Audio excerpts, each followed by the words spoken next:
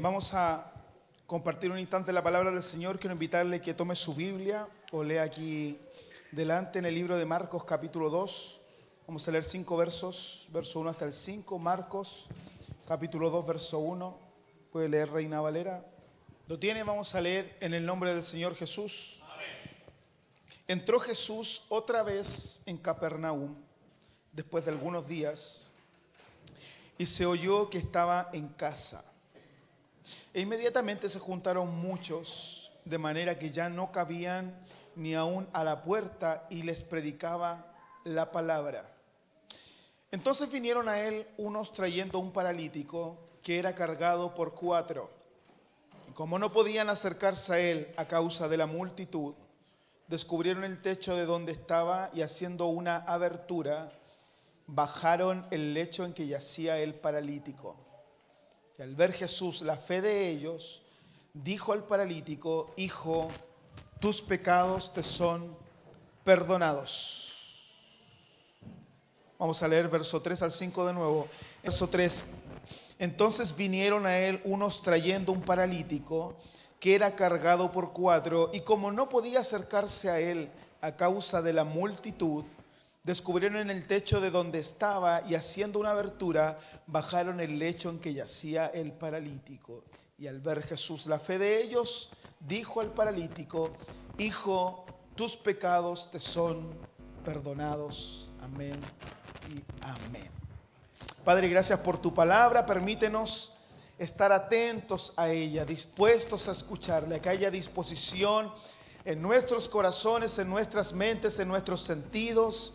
Tengamos la capacidad de concentrarnos en lo que nos vas a entregar, para que recibamos tu mensaje, que nada se interponga a la exposición de ella. Tu palabra es santa, tu palabra es pura, tu palabra es íntegra, tu palabra es honesta con nosotros. Al hablarnos, permítenos escucharla con libertad. Permite, Señor, que toda opresión en nuestras mentes, en nuestros corazones, en nuestros sentidos, y todo lo que quiera impedir que la escuchemos con libertad, lo puedas sacar de nuestras vidas en esta hora, en el nombre de Jesús, para que tu palabra sea de provecho a nosotros. La necesitamos. Es el día que necesitamos escuchar una palabra para iniciar nuestra semana con fe, para iniciar nuestra semana con convicciones, para iniciar nuestra semana corrigiendo nuestros pasos, siendo guiados por lo que debe ser lo más importante en nuestras vidas, que es la instrucción de tu palabra por medio del Espíritu Santo. Háblanos en esta mañana,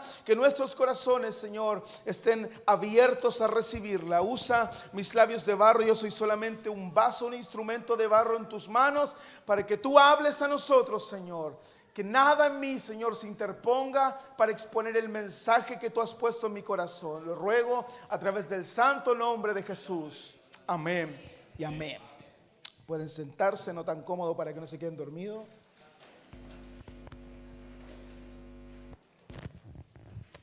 Eso es lo que me gustaba de cuando transmitíamos en online. Porque nadie se queda dormido, porque vamos a volver a transmitir. ¿Cuántos tienen sueño?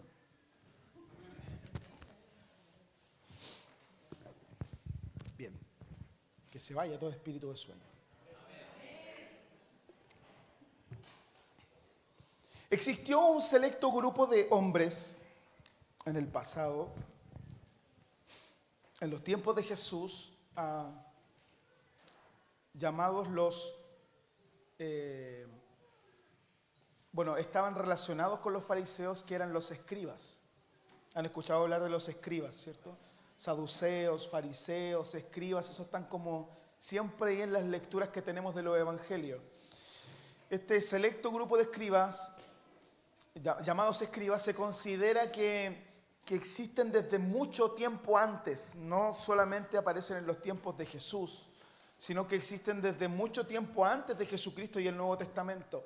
El surgimiento de los escribas más o menos se remonta al siglo IV antes de Cristo, y está relacionado con la cultura egipcia, la cual utilizaba escribas que copiaban textos, que contabilizaban letras, clasificaban datos de papiros, etcétera, jeroglíficos, y y otras cosas más. Así, los escribas entonces gozaban de un alto rango, un rango muy importante dentro de las sociedades, de las culturas, y principalmente en esta época egipcia eran considerados de muy alto rango dentro de la casa de Faraón, y eran considerados los hombres más instruidos de la sociedad, los escribas.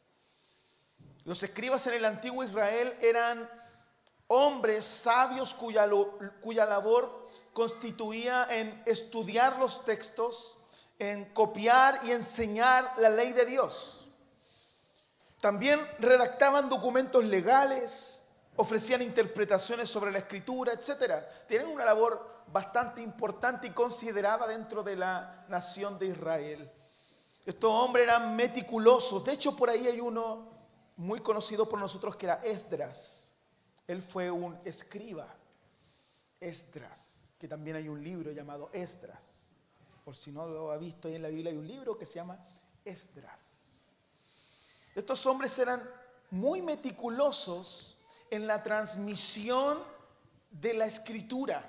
Contaban las letras, los espacios que dejaban para garantizar copias fieles del texto sagrado original a quienes lo tuviesen en sus manos. Gracias a esta dedicación que los escribas tuvieron, hoy poseemos muchos manuscritos del Antiguo Testamento muy bien conservados en la actualidad, desde los cuales se han podido extraer nuestras Biblias, por supuesto. En el tiempo del Nuevo Testamento, los escribas eran considerados como los expertos en la ley antigua. Ellos eran los que, si usted no sabía algo de la ley, ellos sí. Usted iba, recurría, ellos eran los que tenían el conocimiento más claro, más amplio de la ley de Dios, y frecuentemente eran relacionados con los fariseos, que eran los encargados de motivar malamente a la obediencia y el miramiento de la ley de manera exhaustiva. Conocían también los fariseos la ley, dicen al revés y al derecho, el cumplimiento de ella. Y por esta causa es que los escribas estaban muy relacionados con los fariseos, aunque no todos los fariseos eran escribas. Eran respetados como los maestros entre el pueblo. Y es que estamos hablando, yo cuando lo visualizo en mi mente, esta definición de ellos que nos da la historia, me recuerdo a un maestro llamado Hugo Cepeda, que algunos de ustedes lo han visto en la televisión, un viejito canoso de barba muy grande, que habla con la voz así. Me encanta escucharlo. Lo veía en un programa antiguo que daban en el canal 13 Cable que se llamaba Tertulia. Me encantaba ese programa, se juntaban puros viejitos a conversar. Y él es un hombre, Hugo Cepeda, muy sabio. Es estudioso en teología, se especializa en demonología, en varias cosas importantes del estudio de Dios. Y cuando pienso en los escribas me lo recuerdo a él. Una vez lo topé en el metro en Santiago y me dio vergüenza saludarlo. Me perdí la oportunidad de una foto con él y de saludarlo. Decirle, dígame algo. y era un hombre muy, muy sabio.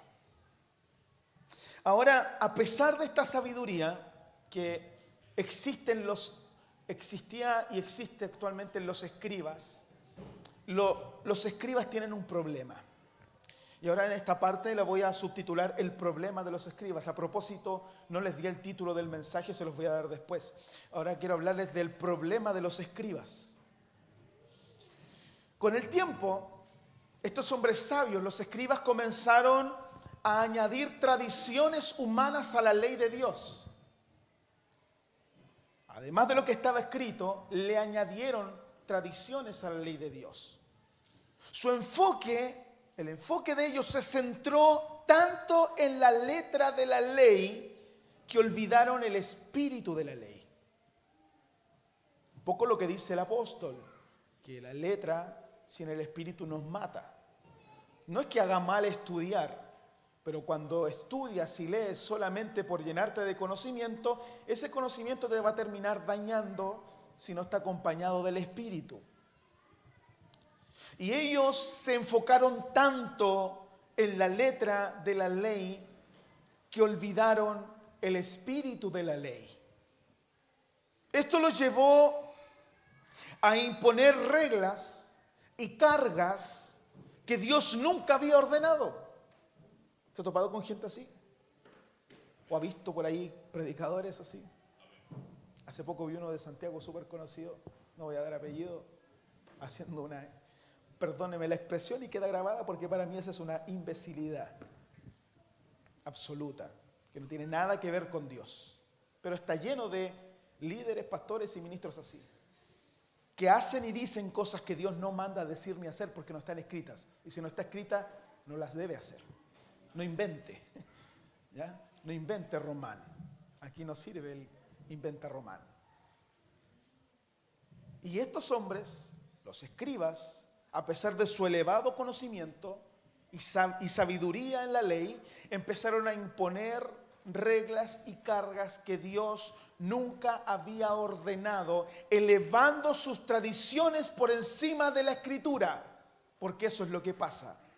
Cuando impones tus ideas, tus reglas, tus pensamientos, cargas a la gente con muchas cosas que están por sobre la Escritura, porque la Escritura no lo dice. Y Dios no quiere una iglesia que imponga cosas que estén por sobre lo escrito. Ya tenemos la ley de Dios. Y así, de esta forma, los escribas invalidan la palabra de Dios por seguir su propia tradición. Jesús confrontó directamente a esta gente como hipócritas. Jesús no era así con quienes le buscaban y le seguían con necesidad en el alma. Pero Jesús era muy fuerte en sus palabras y sus expresiones hacia quienes torcían la Escritura y querían imponer cargas sobre el pueblo que jamás Él mandó hacer. Y a este selecto grupo de sabios, escribas, fariseos y por ahí los saduceos, les trató de gente hipócrita. En el Sermón del Monte, Jesús sorprende a sus oyentes al declarar que la justicia de los escribas no era suficiente para entrar en el reino de Dios. Y eso sorprendió a sus oyentes porque se veían gente intachable, gente limpia, honesta, pulcra a la vista de los demás. Pero Jesús dijo en Mateo 5:20, porque os digo que si vuestra justicia no fuere mayor que la de los escribas y fariseos, no entraréis en el reino de los cielos. Entonces, ¿cómo es posible que frente a hombres tan estudiosos, sabios y conocedores de la ley, los demás, como eran llamados, tuviesen la opción de entrar al reino de los cielos si su justicia debía ser mayor que de los que parecían mayores entre medio del pueblo? Jesús expuso en este punto que conocer la ley no era suficiente. Dios demanda obediencia sincera y un corazón transformado. No solo conocer la ley. Porque si la ley es solo conocimiento, no te salva. Pero si la ley te transforma y te hace una persona sincera, puedes recibir salvación a través de ella. Estos hombres muy religiosos, amantes de una sabiduría que opacaba a los demás porque les encantaba estar por sobre el pueblo y opacarlos con su sabiduría, y los que han visto The Chosen saben que es así, eran amantes de la sabiduría que opacaba a los demás. Eran quienes volvían el evangelio un mensaje selectivo, puesto que si el creyente no cumplía con los requisitos que ellos enseñaban, recuerde que en los tiempos de Pablo predicaba un mensaje de gracia, que éramos salvos por la gracia, por medio de la fe, pero habían unos fariseos, escribas y judíos por ahí que aparecían diciendo no es suficiente. Tienen que también cumplir con la circuncisión, con los mandamientos de la ley. Y Pablo estaba evangelizando diciendo no, Cristo ya lo hizo por ustedes. Pero ellos no es suficiente. Bien, estos religiosos, amantes de esa sabiduría, predicaban un evangelio selectivo. Si la gente no creía y cumplía los requisitos que ellos enseñaban, entonces no había forma de alcanzar el reino de los cielos. Tenía que hacerse lo que ellos decían. Tanto fariseos como escribas tenían un gran problema y Jesucristo lo resumió así. Mateo 23:13. Escuchen. Mas hay de vosotros, escribas y fariseos hipócritas, porque cerráis el reino de los cielos delante de los hombres, pues ni entráis vosotros, ni dejáis entrar a los que están entrando. No solamente ellos no entraban, sino que con sus formas no dejaban que los demás entraran al reino de los cielos.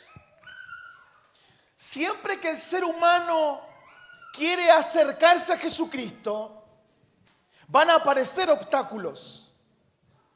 ¿Alguien sabe eso? ¿Cuántos de ustedes muchas veces lo invitaron a la iglesia y no, con los canutos, nada, y hoy están acá llenos de la gracia de Dios? Porque siempre que el ser humano quiere acercarse a Jesús, van a aparecer los obstáculos. Cada vez que Dios quiere hablarnos o llevarnos a algo sobrenatural y estamos muy agobiados o apesadumbrados por una carga que no logramos resolver, nos cuesta ver el mundo espiritual y vemos todo carnalmente. Es difícil afrontar separaciones, deudas, problemas con los hijos, problemas con la vivienda, etcétera. Tantas situaciones que vivimos diariamente. Y pensar en lo sobrenatural afrontando esto es muy difícil. Siempre estará ese primer obstáculo de acercamiento a Él. Siempre va a existir. Así que cuando usted invite a alguien y no venga, no se desanime. Sigue intentándolo. Todos esos problemas, las crisis, las tormentas, lo que hacen es poner un techo que no permite ver lo que Dios tiene preparado. Hablo de techo a propósito del texto que leímos al principio, que ya vamos a ir ahí. Y si no lo ves, si no ves lo que Dios tiene preparado, nunca lo vas a tener en mente. Nunca va a estar dando vuelta en tu cabeza. El techo siempre mantiene las promesas de Dios fuera de tu vista. Ese techo de crisis, de problemas, siempre va a mantener las cosas lejos de ti. Ese techo de soledad, de amargura, de traición, de odio, de falta de perdón. Ese techo lo coloca Satanás para mantenerte fuera de la vista de lo sobrenatural. Mientras algo está ocurriendo en casa, Satanás no quiere que veas lo que está ocurriendo. Y cuando pierdes la perspectiva, pierdes las visiones que Dios tiene para ti. Y Dios no quiere que los techos te impidan ver lo que Él va a hacer contigo, porque Él lo va a hacer, porque Él lo prometió y lo va a cumplir. Siempre van a existir obstáculos cada vez que quieres acercarte a Dios. La historia de Marcos capítulo 2, verso 1 al 12, que leímos 5 versos al principio, nos narra y nos muestra las diferentes situaciones que se levantan para que el ser humano no se acerque a Jesús. Y hemos hablado de los escribas y fariseos en un principio, precisamente porque son personajes que aparecen mencionados en este relato. Yo no lo leí al principio intencionalmente. No aparecen en este relato al principio, pero surgen desde el verso 6, 7 en adelante más o menos. Y son figurativamente trancas con su murmuración religiosa, son trancas para el acercamiento de los hombres a Dios. Leamos verso 6 en adelante. Estaban allí sentados, ¿dónde? En el lugar que mencionaba al principio, de los que llevaron a su amigo en la camilla. Bueno, ya vamos a llegar ahí. Estaban allí sentados algunos de los escribas, de quienes le hablé al principio, los cuales cavilaban en sus corazones. ¿Por qué habla este así acerca de Jesús? blasfemias dice. ¿Quién puede perdonar pecados sino solo Dios? Y conociendo luego Jesús en su espíritu, que cavilaban de esta manera dentro de sí mismos, les dijo: ¿por qué caviláis así en vuestros corazones? ¿Qué es más fácil, decir al paralítico, tus pecados te son perdonados? O decirle, levántate, toma tu lecho y anda. En esta escena relatada por Marcos, nos encontraremos entonces con varias situaciones que lo único que van a hacer es buscar que el hombre necesitado se aleje de Dios, no pueda estar cerca de él. Marcos 2:1 dice: entró Jesús otra vez a Capernaum después de algunos días, y soy yo que estaba en casa, e inmediatamente se juntaron muchos, de manera que ya no cabían ni aún a la puerta, y les predicaba la palabra. Entonces vinieron a él unos trayendo un paralítico que era cargado por 4. Y escuche, y como no podía acercarse a él a causa de la multitud. ¿Por qué no se podía acercar? A causa de la multitud. A causa de la multitud no podía acercarse a Jesús, y por esta razón descubren el techo de donde estaba, y haciendo una abertura bajaron el lecho en que yacía el paralítico. Curiosamente, iglesia, curiosamente, tenemos solamente un obstáculo inanimado. ¿Cuál era? El techo. Porque por fuera no podían entrar. Ya vamos a entender por qué se podía por el techo, pero por fuera no se podía. La puerta no tenía acceso, estaba la casa llena. Pero curiosamente solo hay un obstáculo inanimado aquí en esta escena, que es el techo. Pero tenemos dos obstáculos más, que son las personas, las multitudes y escribas acusadores. Un solo obstáculo físico inanimado y dos obstáculos que son las personas. Es lamentable pensar que no siempre van a ser las adicciones, no siempre van a ser problemas existenciales en el hombre, no siempre van a ser los pensamientos, las dudas, la falta de fe, las enfermedades, etcétera, las que van a alejar al hombre de Dios, sino más bien terceros que se van a agolpar para que no puedas acercarte a Él. Es curioso que no siempre son tus cosas íntimas las que te alejan de Dios, sino más bien terceros que te alejan de Él. ¿Lo ha analizado así? Marcos 2:4. Y como no podían acercarse a Él a causa de la multitud. Las mismas personas que escuchan acerca del poder de Dios, las mismas personas que profesan piedad, las mismas personas que con sus oídos están domingo tras domingo supuestamente escuchando la palabra, los mismos que dicen predicar a un Dios de amor, extrañamente son los mismos que a veces impiden que estés cerca de Jesús. Y es que, sin darnos cuenta, muchas veces,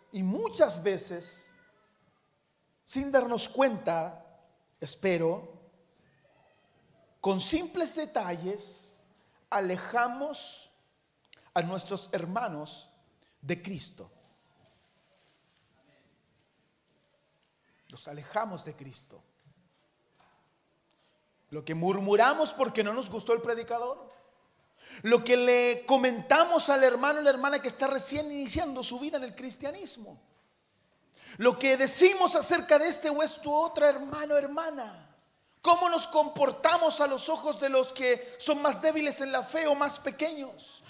No estamos siendo sabios al momento de comportarnos frente a quienes están recién dando sus primeros pasos en el evangelio, y somos de muy mal ejemplo a veces para ellos. Si miles Son miles los que toman el camino del cristianismo con liviandad solamente porque ven el ejemplo de hermanos y hermanas que viven con liviandad.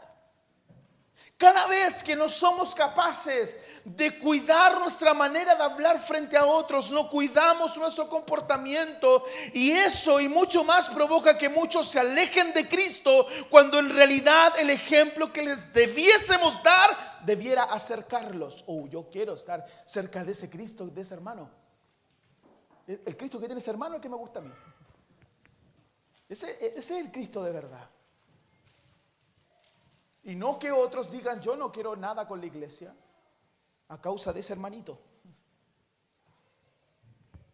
Las multitudes a veces te alejarán de conocer de cerca a Jesucristo. Y los religiosos, como los escribas y fariseos, que aparentan piedad, por eso que Jesús los llama hipócritas, porque solo son apariencias de piedad, venden una imagen de santidad, venden una imagen de pureza, venden una imagen de rectitud e integridad, pero en esencia la niegan, porque lo que profesan ser o aparentan ser no es lo que pronto sale a la luz. Y según la palabra, todo sale a la luz. Porque la oscuridad no puede ocultarse ante la luz de Cristo.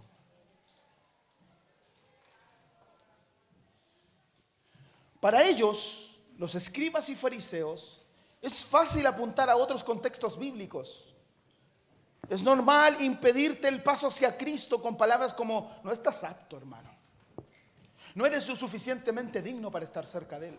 No eres la iglesia que deberías ser. No eres de apariencia piadoso, pero no eres como yo. Siempre los religiosos aparentan santidad, pero con el solo hecho de no permitir entrar a otros, ni siquiera ellos están entrando. Lo leímos antes y nuevamente porque es la verdad más clara que pudo expresar Jesús sobre ellos en Mateo 23:13.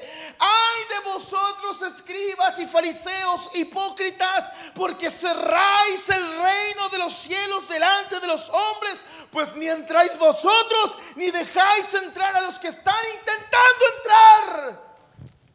¿Quiénes somos nosotros para cerrar la puerta a quien quiere venir a Cristo, hermano? Jesús dijo: cuidado con el que hace algo contra los más pequeños, los débiles en la fe. Sería mejor que se ataran una cuerda de molino en su cuello y se lanzaran, que caer en las manos de Dios a causa de atacar a los más pequeños.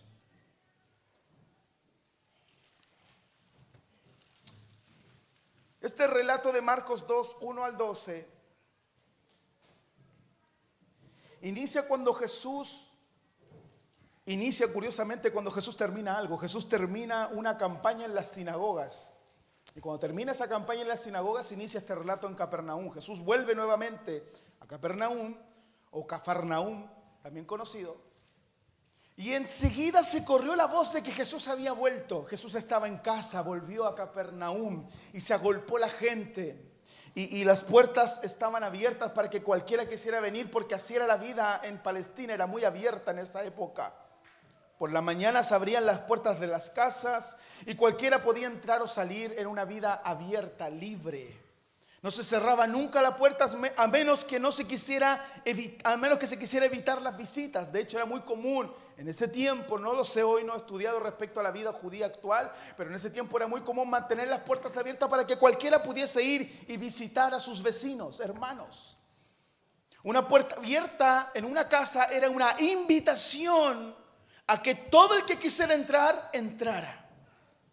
En las casas más humildes como esta, la mencionada aquí en el relato de Marcos 2, tiene que haber sido, no había recibidor y la puerta de la calle seguramente estaba abierta, daba acceso al interior de la casa directamente. Así es que, como era la costumbre, de pronto un gentío considerable, avasallador, entra, abarrota la casa y se extendía de la puerta hacia afuera toda la gente y la multitud que había entrado por una sola razón, porque todos querían escuchar muy atentamente el mensaje de Jesús.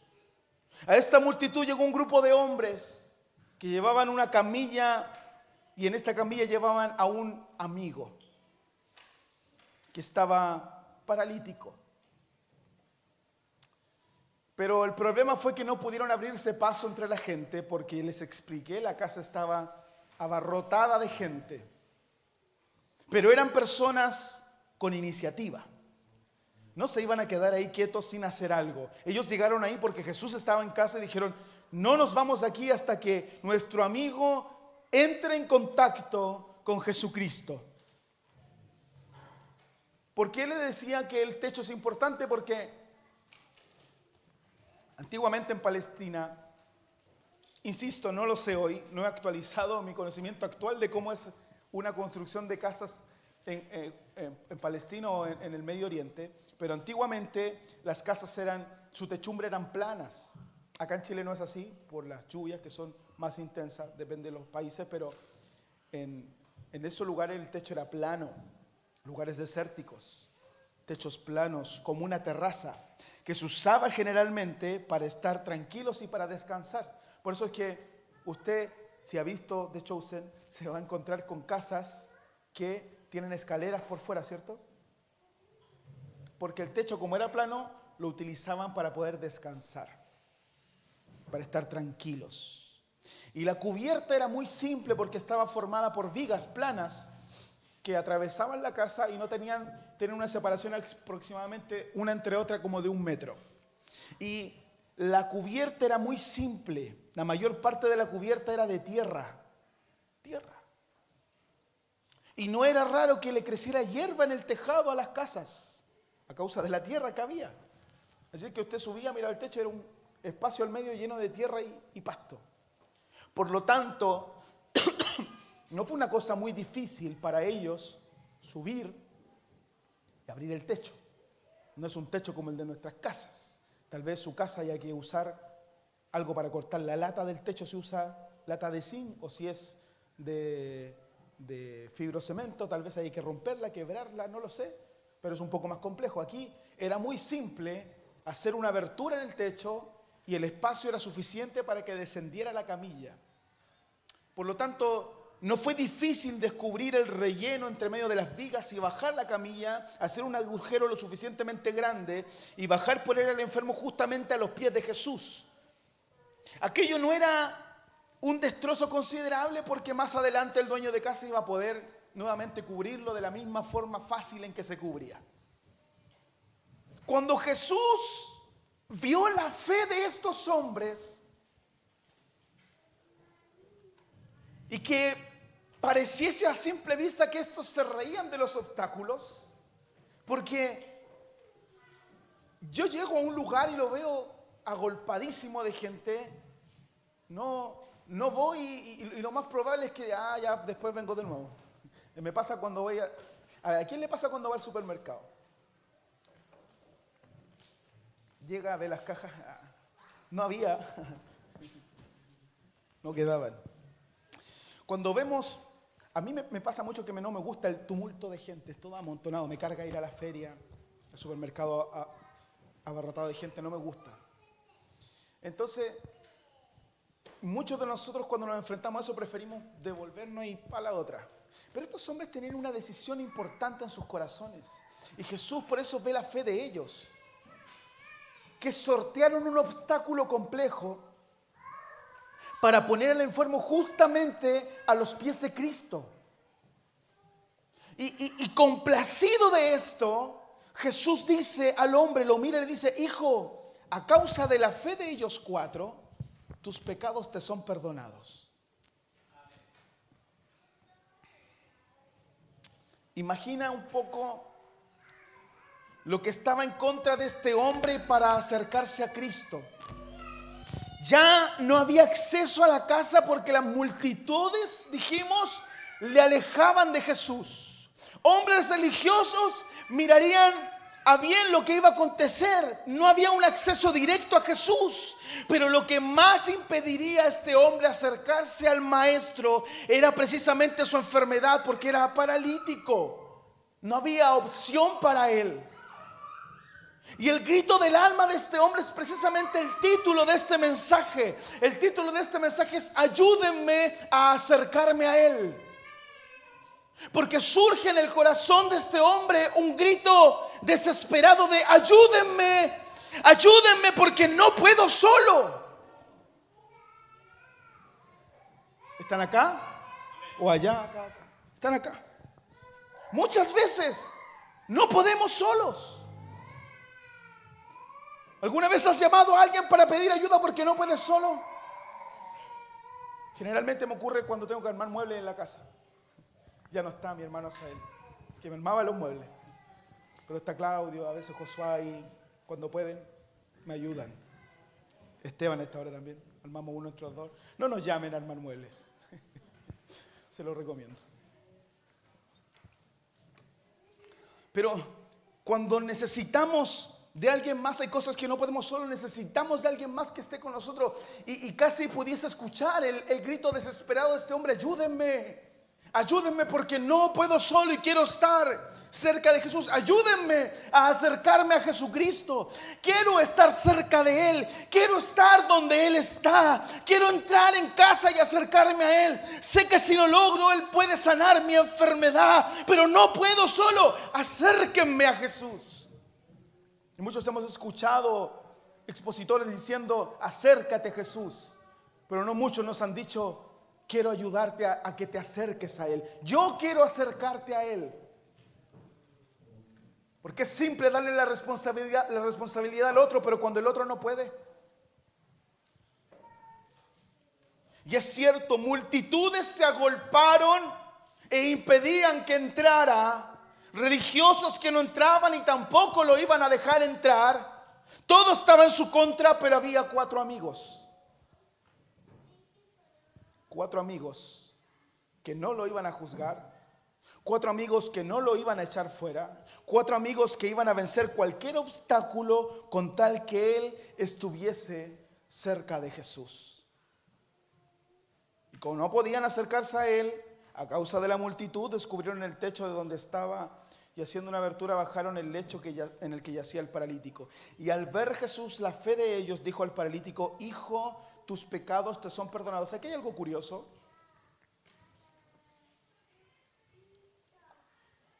Porque esta puede parecernos una manera un poco extraña de comenzar una sanidad.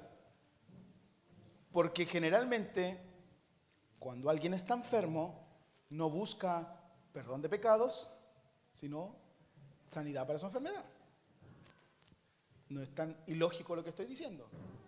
Cuando alguien está enfermo, busca a Jesús para que lo sane y no para que le perdone los pecados.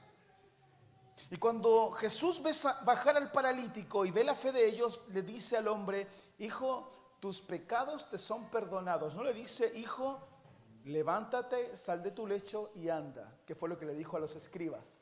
Le dijo a este hombre: tus pecados te son perdonados. Y seguramente, espiritualmente diremos que Cristo está más preocupado de perdonar nuestros pecados que sanar nuestra enfermedad. Pero yo veo a un Cristo sanando enfermos. Su ministerio se basó en sanar enfermos y perdonar. Y espiritualmente diremos: Jesús estaba más preocupado de perdonar que de sanar. Y sí es cierto. Pero en Palestina, en los tiempos de Jesús, era natural y inevitable esta situación, porque los judíos relacionaban necesariamente el pecado con el sufrimiento. Si tú estabas sufriendo, era por culpa de tu pecado. Los judíos estaban acostumbrados a esta relación. Creían que si una persona estaba sufriendo, sería porque había pecado. Los rabinos tenían un dicho, decían: ningún enfermo puede curarse hasta que todos sus pecados se le hayan perdonado. Y hasta los que se convierten al cristianismo no osaban ir a la comunión cuando estaban enfermos, porque se consideraban rechazados por Dios. Para los judíos, un enfermo era alguien con quien Dios estaba enojado, con quien Dios estaba enfadado. Y es verdad que gran número de enfermedades se deben al pecado, y más verdad todavía que vez tras vez se deben no al pecado del que padece la enfermedad, sino al pecado de otros. Así es que cuando Jesús dice, hijo, tus pecados te son perdonados, está provocando una liberación integral en este hombre. Porque primero lo está liberando, primero le está entregando libertad, y esa libertad seguramente provocaría inmediatamente su sanidad. A veces hay enfermedades, dolencias en nosotros que se deben necesariamente a que estamos presos de algo que provoca ese malestar, esa dolencia, esa enfermedad en tu mente. A veces tienes dolores en tu cabeza sencillamente porque estás preso de algo que te opresiona. Y Jesús hizo una liberación integral en este hombre.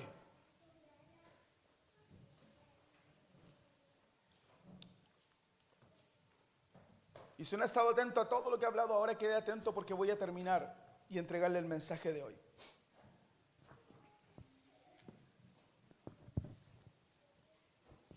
Creo que a este mensaje mejor debiese haberle titulado 4 amigos,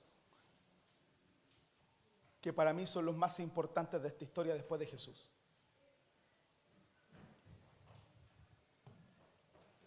Yo estoy casado con una mujer que es muy mala para tener amigos. Yo la conocí con una amiga. Leslie tenía una amiga, que era la hija de un pastor donde ella se congregaba. Y ella siempre ha sido así muy hermética para sus cosas. No es de hablar todo lo que le sucede, todo lo que le pasa, al menos con los demás, con los que confía así. Pero en general es muy cerrada para sus cosas personales. Quienes la conocen un poco saben que es así. Pero de a poco ella se ha soltado a abrir su corazón, a generar amistades con muchos de ustedes y muchas de ustedes. Porque ha aprendido, y tal vez, espero haya sido de mí, porque yo soy un poco más amistoso, como más abierto a tener amistades, que los amigos en la vida son muy importantes. ¿Alguien tiene amigos aquí? Cuídelos, cuídelos, porque usted no sabe lo importante que son los amigos. Cuando he estado pasando por momentos difíciles en mi vida, muy difíciles, tristes, débiles, aflictivos, he buscado amigos, he llorado con amigos. Mi esposa es mi esposa, pero primero fue mi mejor amiga y sigue siéndolo. Y agradezco a Dios que sea así, porque puedo libremente desahogarme y llorar con ella. Todos necesitamos amigos. Y por eso que digo que este mensaje mejor debió llamarse Los 4 amigos. Porque la iglesia debe transformarse. Y ojo con esto, yo cuando digo la iglesia debe transformarse es porque creo que la iglesia está en un proceso. En este punto, estamos en el año 2025, una época compleja. La iglesia se está transformando.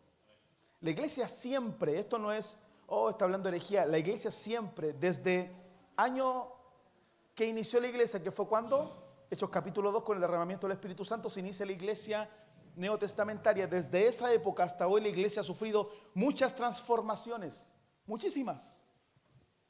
Ha pasado procesos que la han llevado a transformarse. Y transformarse no es dejar doctrinas. Eso es para los que creen que una transformación es dejar doctrinas importantes de lado, y no es así. Estudie la palabra, no es así. Estudie la historia, no es así.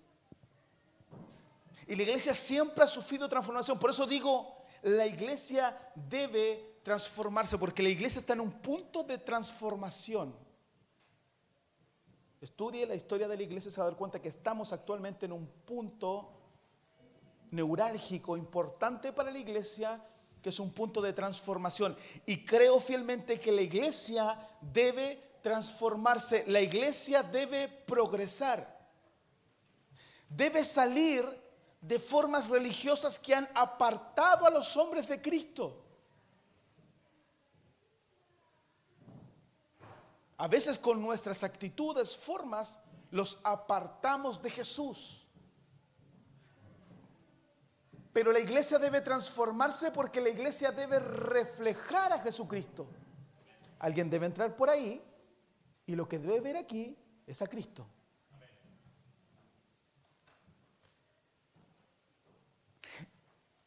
La iglesia debe reflejar el carácter de Jesucristo y no el de un grupo de religiosos que no entraban ni dejaban entrar. La iglesia debe salir de ese círculo de miradas acusadoras. Ojos que miran de los pies a la cabeza. Ojos que denotan más indignación que misericordia. La iglesia debe dejar esos vicios que alejan al hombre de Cristo. Somos hermanos en la fe. Uno lo creyó. Luis, tú eres mi hermano. No naciste de mi mismo padre. No te parece de nada. Ni a mí. Pero tenemos un padre en común. Por lo tanto, somos hermanos en la fe de Cristo Jesús. Si tú sufres, yo sufro. ¿La pasas mal cuando un hermano o un familiar está mal? Cuando mi hermano les pasa algo, sufrimos, la pasamos mal. Si a Alasa le pasara algo, ojalá si nos da la fe para vender el auto y partir para allá a verlo. Si podemos hacerlo. Si sabemos que se enfermó grave, cualquier cosa. La misma Mica que pasó a ser una hermana más. Cuando un hermano sufre, sufrimos. Si tú sufres, yo sufro. Si tú lloras, yo lloro. Si tú no tienes cómo acercarte a Cristo, yo quiero llevarte a Él. Porque a veces no vas a tener la fuerza. Roberto, a veces no vas a tener la fuerza. Estás iniciando tu carrera como cristiano y al principio todo es glorioso y gloria a Dios. Pero va a llegar un punto en tu carrera cristiana en que vas a estar débil y no vas a querer y vas a necesitar un amigo que diga yo te llevo a Cristo. Así como alguien va a necesitar de ti. Mamá, yo quiero llevarte a Cristo. Créame esto, muchos de los que hoy están escuchando este sermón, los que están aquí sentados, muchos de los que están aquí hoy sentados, escuchando este sermón, llegaron quizás con sus últimas fuerzas y usted no lo sabe. Yo he conocido cristianos en eventos que me han invitado y he escuchado testimonios de hermanos que después de un mensaje van y me dicen, pastor, yo iba a dejar todo de lado, no quería más. A mí me ha pasado. Y a veces escuchar un sermón era como mi última opción. Y aunque usted no lo crea, muchos de los que están aquí sentados tal vez llegaron hoy día con sus últimas fuerzas. Las fuerzas le alcanzaron solamente para llegar a la casa de Dios. Pero están esperando un amigo, 2 amigos, 3 amigos, 4 amigos. Porque a veces la parálisis no te va a dejar moverte absolutamente nada. Y no va a bastar con alguien que te tome por el hombro y que tú saltes en un pie, porque a veces estamos paralizados espiritualmente a tal punto que no podemos. Y solo pudimos llegar a la casa de Dios. Y voy a necesitar 4 amigos que me tomen y me lleven a los pies de Cristo.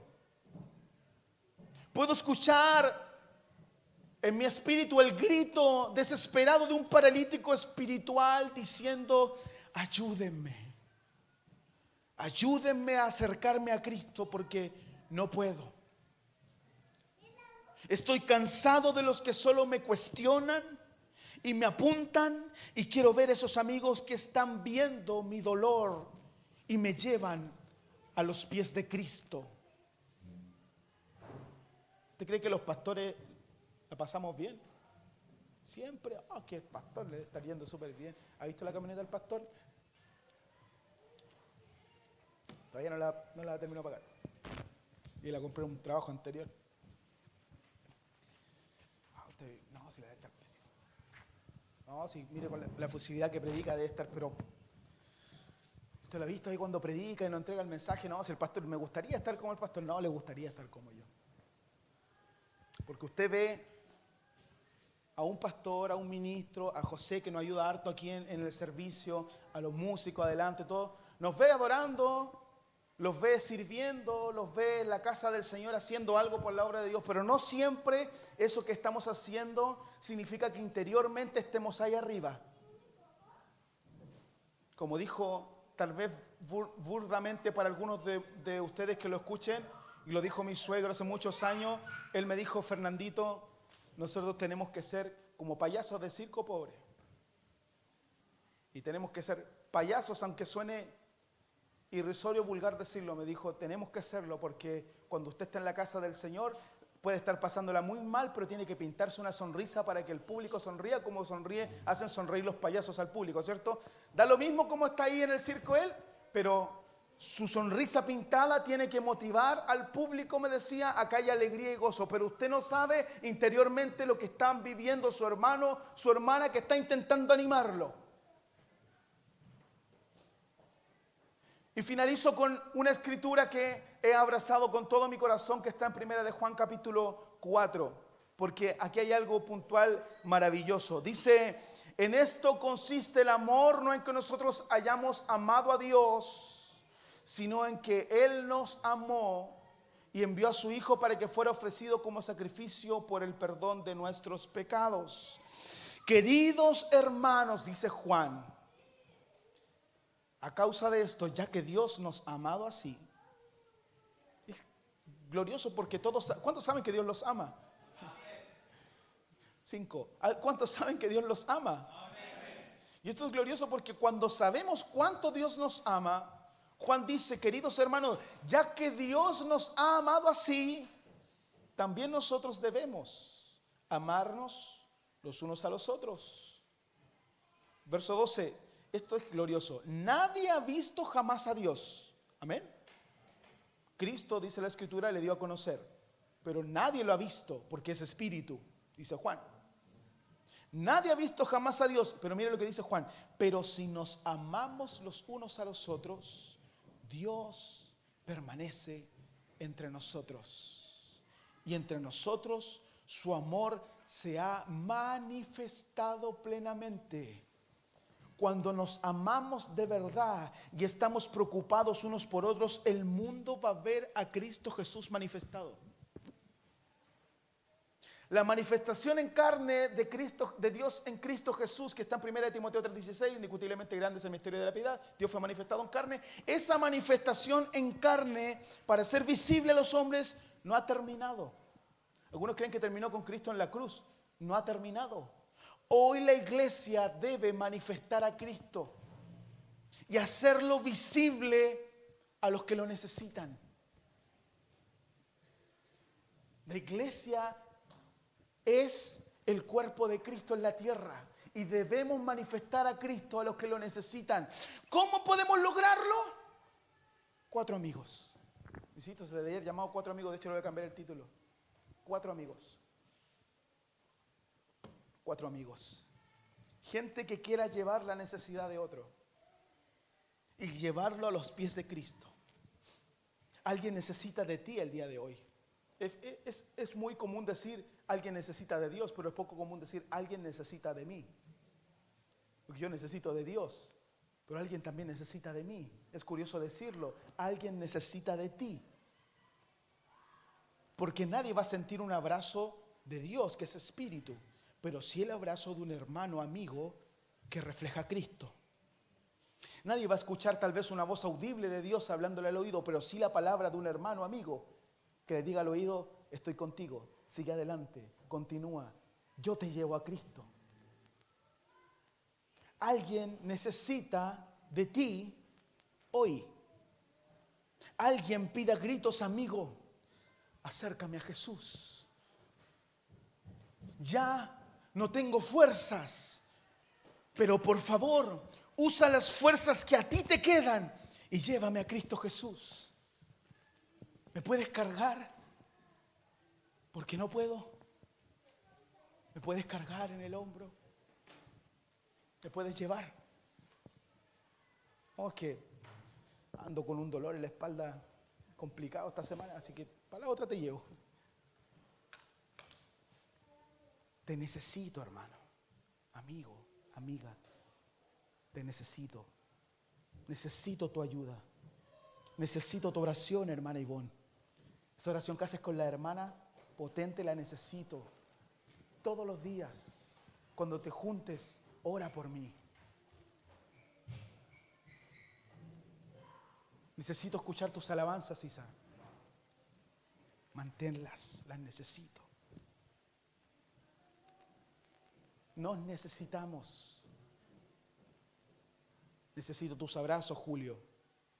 Esos abrazos con cariño que das, los necesito. Me ayudan a seguir y acercarme a Cristo y creer que Cristo es real en medio de la iglesia. No puede haber un Cristo real en medio de la iglesia si no hay amor de Dios en la iglesia.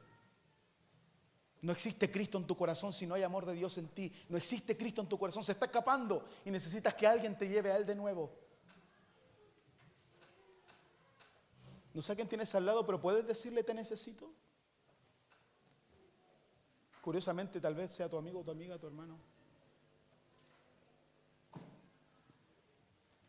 4 amigos. Josh, ¿por qué no te paras, buscas 3 amigos más y con esos 3 amigos busquen a alguien y tráelo a los pies de Cristo, por favor?